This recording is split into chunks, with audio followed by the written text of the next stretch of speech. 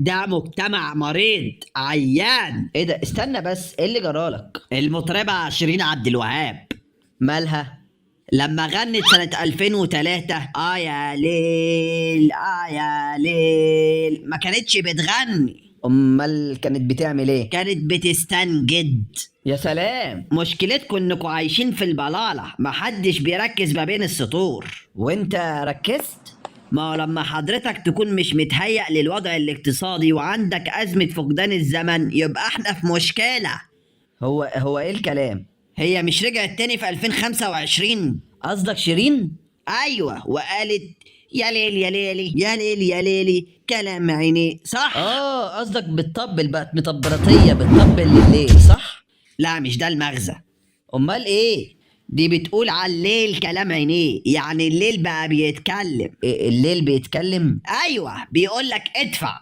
ادفع؟ ما تستهدى بالله يا حاج. الاغاني بقت مراية الاقتصاد، والمراية زي ما انت شايف مكسورة. يعني السبب في اللي احنا فيه هو شيرين؟ انا قصدي على امريكا والصين يا استاذ، عمالين يرقصوا مع بعض تانجو تانجو؟ وعاملين لنا ارتجاج في اقتصادنا المحلي. والله عندك حق، ده انا مش عارف اجيب دبلتين اخطب بيهم. دهب هاو دهب ايه يا ابني اللي تخطب بيه؟ امال اروح اتقدم بكيسين نسكافيه؟ ده الدهب يا حبيبي بقى بيطلع في التلفزيون قبل نشر درجات الحرارة.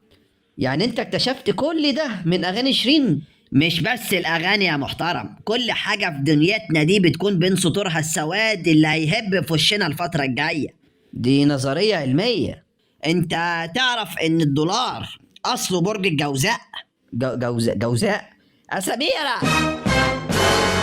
يا ليلي يا ليلي يا ليلي يا ليلي يا ليلي. هو انت اديتيله النهارده كام صعقة كهربائية؟ ايوه، المريض 607 يا دكتور، خد 3 صدمات كهربائيه النهارده، صدمه بالليل وصدمه العصر وصدمه بين يا السطور. ليلي يا ليلي الله يخرب بيتك يا سميرة، متوفري كهرباء حتى عشان نعرف يا نتجوز. ليلي يا ليلي يا ليل يا ليل يا ليل يا ليل يا ليل.